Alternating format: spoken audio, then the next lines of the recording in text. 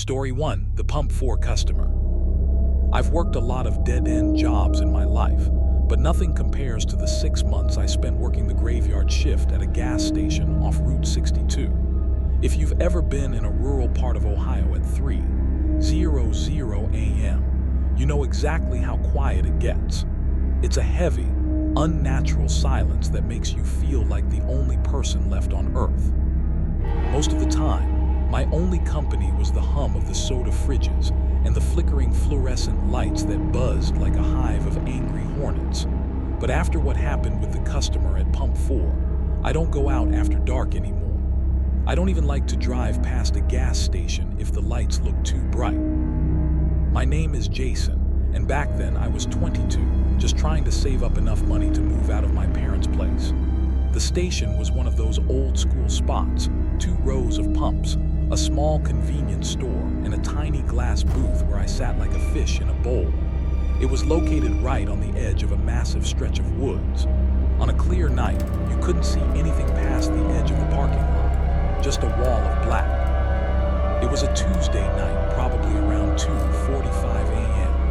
I was busy stocking the cigarette shelves when the chime over the door went off, signaling a car had pulled into the lot. I looked up at the monitors. A black, boxy sedan had pulled up to Pump 4. That pump was the furthest one away, tucked right near the edge of the tree line. I waited for the driver to get out, but they didn't. They just sat there. I shrugged it off. People do weird things at night. Sometimes they're looking for their wallet, sometimes they're just taking a nap. But 5 minutes went by, then 10. The engine was off, the lights were killed, and the car just sat there in the shadows. Then my console started beeping. The in-use light for Pump 4 was flashing. That was impossible. You have to lift the handle to trigger that light. I leaned in closer to the monitor, squinting at the grainy, black and white footage. The nozzle was still sitting in the holster. No one was standing by the car. But on my screen, the numbers for Pump 4 started spinning. Gallons were ticking up. 5 gallons, 10, 15. I felt a cold shiver crawl up my spine. Maybe it was a mechanical glitch, I thought. I grabbed my keys and stepped out of the booth. The air outside was freezing, much colder than it should have been for July. As I walked toward Pump 4, the silence felt different. It felt like someone was holding their breath, waiting for me to get closer. I reached the car and stopped. It was an old Buick, covered in a thick layer of dust and what looked like dried mud. The windows were tinted so dark I couldn't see a thing inside. I looked at the pump display. It had stopped at exactly $44.44. The nozzle was still holstered, dry as a bone. There wasn't even a smell of gasoline in the air. "Is someone in there?" I called out. My voice sounded small and shaky. No one answered. I knocked on the driver's side window. The glass felt like ice. Suddenly, the car's horn blared. Just one short, sharp burst that made me jump back and nearly trip over my own feet. I didn't wait around. I ran back to the booth, locked the door, and sat there with my heart hammering against my ribs. I decided to check the security playback. I needed to see how that pump started on its own. I rewound the footage about 5 minutes and hit play. I watched myself on the screen, walking out to the pump. I saw myself stand there, talk to the car, and then jump when the horn honked. But then I saw something that made me go completely numb. In the video, as I was standing by the driver's window, the back door of the Buick slowly opened. A figure tall, impossibly thin, and wearing a yellow plastic rain poncho stepped out right behind me. In the footage, the man in the poncho was standing less than an inch away from my back. He had his head tilted to the side, watching me. He followed every move I made, mimicking my posture. When I ran back to the booth, he didn't follow. He just stood by Pump 4, staring directly at the camera. I looked up from the monitor to the live feed. The man was still there. He was standing under the light of the pump now. He was holding something in his hand. It was a small, white piece of paper. He started walking toward the store. His movement was wrong. It was jerky and stiff, like a puppet being pulled by invisible strings. The door chime rang. My heart stopped. I hadn't locked the main shop door, only the interior booth. He walked inside. The smell hit me immediately. It wasn't gas. It was the smell of a stagnant pond mixed with something metallic. He walked up to my glass window and pressed the paper against it. His face was hidden under the deep hood of the poncho, but I could see his hands. They were gray, wrinkled, and dripping with a dark, oily fluid. He didn't say a word. He just held the paper there. I looked at it. It was a missing persons flyer. It was old, yellowed, and damp. The date on it was August 12, 1994. The photo was of a young man, maybe 19. He had a bright smile and was wearing a gas station uniform. My uniform. The name at the bottom read Jason Miller. That's my name. My middle name is Miller. I looked up at the man, my breath coming in short, panicked gasps. "Who are you?" I whispered. The man slowly raised his other hand and pointed to the Buick at pump 4. At that exact second, the car erupted. There was no sound of an explosion, just a sudden, violent wall of orange flame that lit up the entire lot. I shielded my eyes from the glare. When I looked back at the window, the man was gone. There were no wet footprints on the floor, no oily smudge on the glass. I called 911, screaming into the phone.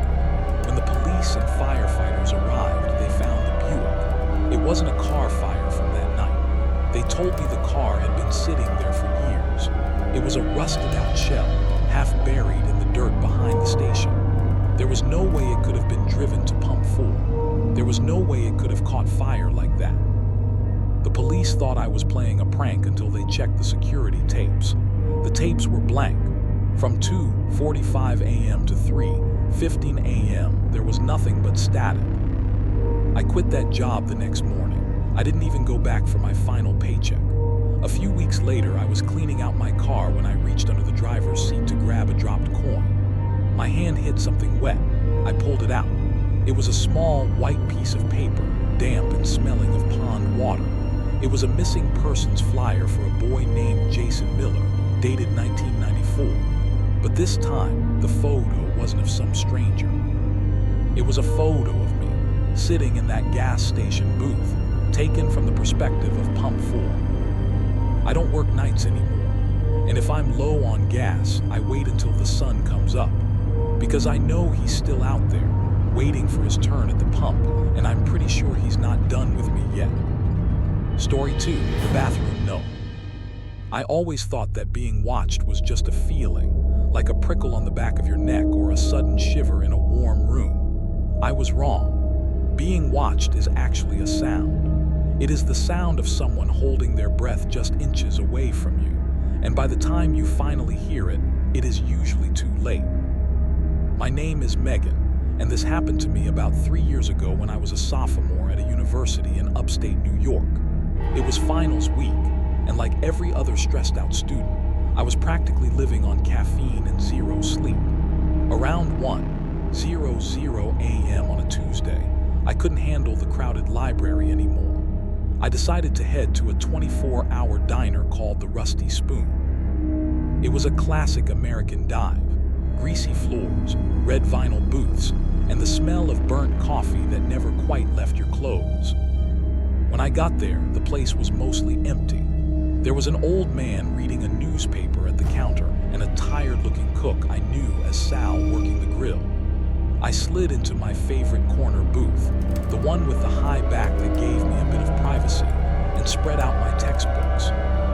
After about an hour of highlighting psych notes, I realized I drank way too much water and needed to use the restroom. I left my laptop and bag at the table, trusting Sal to keep an eye on things, and walked down the narrow, dimly lit hallway toward the back. The bathroom was small and smelled like industrial bleach. There were only 2 stalls. I went into the first one and locked the door. As I sat there, I noticed something stuck to the back of the stall door. It was a small, square piece of yellow-lined paper, the kind torn from a legal pad. Written in neat, black ink was a single sentence. "You look tired, Megan. Why don't you take a nap?" My heart did a weird little skip. I stared at the paper for a long time. It was a small town, and I'd been to this diner dozens of times. Maybe someone from my class was playing a prank. I tried to rationalize it. I told myself that one of my friends must have seen me come in and decided to mess with my head. I ripped the note off the door, crumpled it up, and threw it in the trash. When I walked out to the sink to wash my hands, I looked in the cracked mirror above the vanity. My breath hitched. There was another note. This one was taped directly to the glass, right where my face would be reflected. Blue isn't your color, Megan. You looked much better in that red sweater you wore last Thursday. I felt a wave of cold nausea wash over me. Last Thursday, I had been at a different coffee shop across town. Someone had been following me for at least 5 days. I spun around, checking the other stall, but the door was wide open. The bathroom was empty. I bolted out of the bathroom and ran back to the main dining area. I wanted to tell Sal. I wanted to call the police. But when I got back to the counter, Sal was gone. The grill was still sizzling, but the spatula was lying on the floor. The old man with the newspaper was gone too. The diner was completely silent, except for the low hum of the vending machine and the rhythmic scratching of a tree branch against the front window. I ran to my booth to grab my phone. It was sitting right where I left it, but there was a third note sitting on top of the screen. "Don't look up yet. I haven't finished the picture." I froze. My hands started shaking so violently I almost dropped the note. I didn't look up. Instead, I looked at the dark reflection in the large glass window next to my booth. In the reflection, I could see the booth directly behind mine. A man was sitting there. He had been there the whole time, hidden by the high back of the seat. He was wearing a dark hoodie, and in his hands, he was holding an old Polaroid camera. As I watched his reflection, he slowly raised the camera and pointed it at the back of my head. The flash went off, blinding me for a split second.